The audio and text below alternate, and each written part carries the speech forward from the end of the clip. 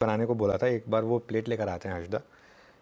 आज सुबह जिसकी बात मैंने की थी, ये वैसे मैंने कल इसमें एक रील बनाई थी, उसके बाद आज सुबह सबने इसके बारे में बात करना शुरू किया था। अब जो अगला नंबर आपको वॉच आउट करना है ना, वो इन दो स्टॉक्स में डिलीवरी वॉल्यूम।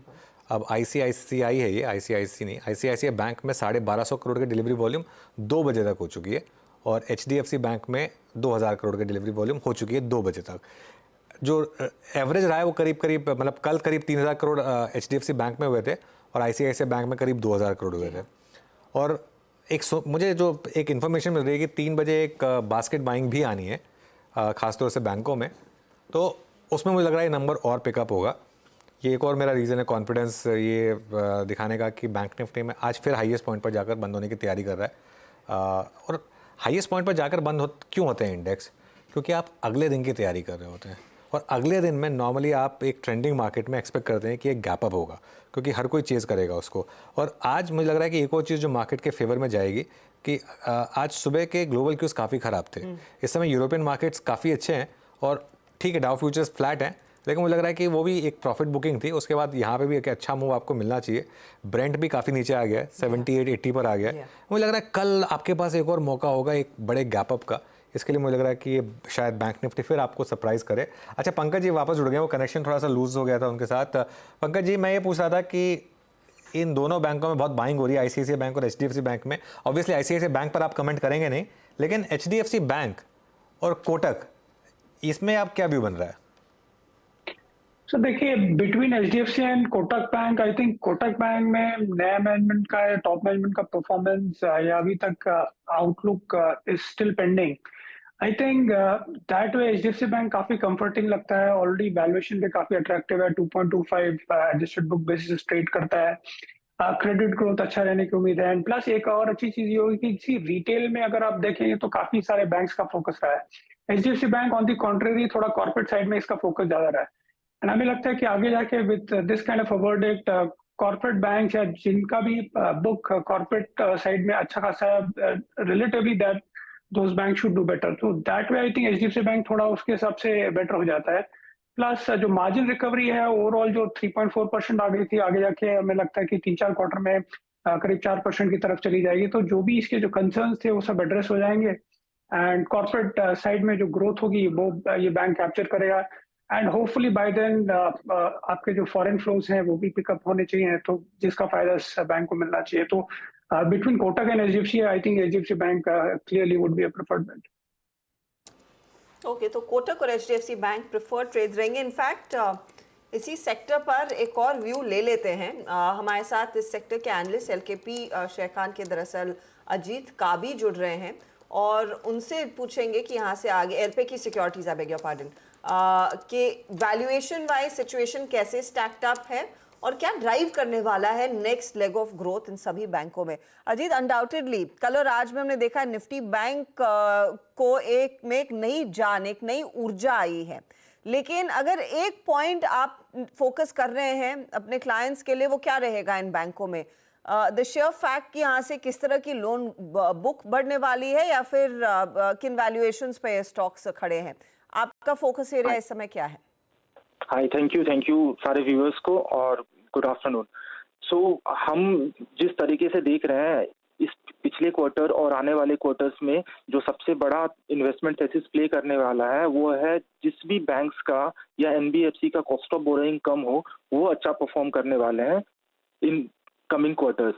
अब जहां तक लोन ग्रोथ और डिपॉजिट ग्रोथ का सवाल है, loan growth, systemic loan growth जो काफी अच्छा रहा है अभी फेस्टिव सीजन की वजह से, और वो 13-14% से ग्रो करने के जो सिस्टमिक ग्रोथ जो है दिखा रहा है आरबीआई का रिपोर्ट के हिसाब से, वो 13-14% का ग्रोथ है। जबकि पब्लिक सेक्टर बैंक्स जो है, बड़े पब्लिक सेक्टर बैंक, वो मार्केट को आउट परफॉर्म करने वाले हैं इन टर्म्स ऑफ डिपॉजिट और इन टर्म्स ऑफ आपका advances.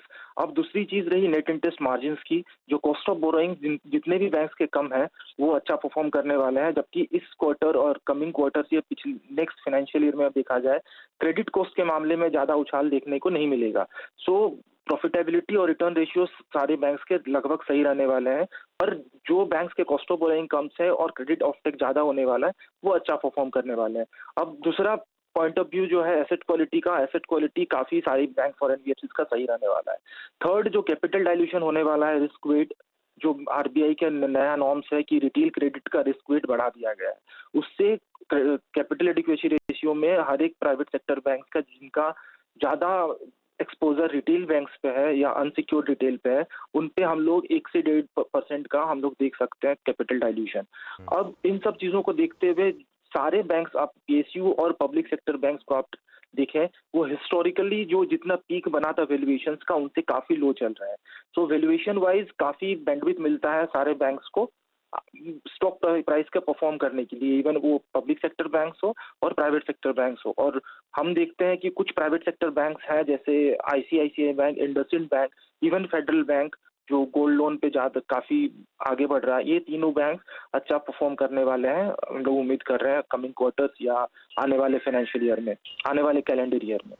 Okay Ajit, good afternoon. तो आपकी टॉप पिक्स क्या होंगी? चलिए, दोनों पीएसयूज और प्राइवेट में एक एक अगर टॉप पिक की बात की जाए इस लेवल पे, तो वो क्या होगी? सो मेरे पीएसयूज में जो टॉप पिक होगा वो बैंक ऑफ बड़ौदा होगा, और कैनरा बैंक को भी साथ रख सकते हैं उसके पीएसयूज में। और पब्लिक प्राइवेट सेक्टर बैंक्स में मेरा टॉप पिक होगा IndusInd bank vis-à-vis ICICI bank. मैं आपसे एक और एडिशनल सवाल ये पूछना चाहूंगी कि कल से बातचीत हो रही है कि एफआईआईज बड़े पैमाने पर ये आईसीआईसीआई एचडीएफसी जैसे स्टॉक्स में पैसा लगाने के लिए आएंगे। क्या आपने अपने इंस्टीट्यूशनल डेस्क या अपने मित्रों से बात की है कि इंक्वायरीज आना शुरू हो गई हैं? क्या आप ऑर्डर्स देख रहे हैं आते हुए? हाँ, ये ऑर्डर्स जो है वो थोड़ा मतलब क्या बोलूँ मैं, तेजी दिख रही है एफआईआईज की।